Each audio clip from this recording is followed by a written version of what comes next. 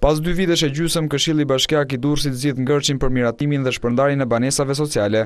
Në mbledhjen e radhës në Bashkinë e Qytetit Bregdetar është miratuar sistemi i pikëzimit, që përcakton kriteret për përfituesit e këtyre banesave. Kreu i Bashkisë Durrës Vangjush Dako, në përfundim të mbledhjes, dha më shumë detaje lidhur me shpërndarjen e këtyre banesave.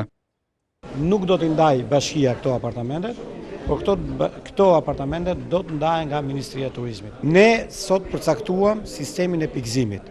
Në bazë këtij sistemi të pikëzimit do të shqyrtohen gjithë aplikimet e qytetarëve, që janë afro rreth 2000 aplikime, dhe do të përzgjidhen ata të cilët kanë më tepër pikë nga ky lloj sistemi.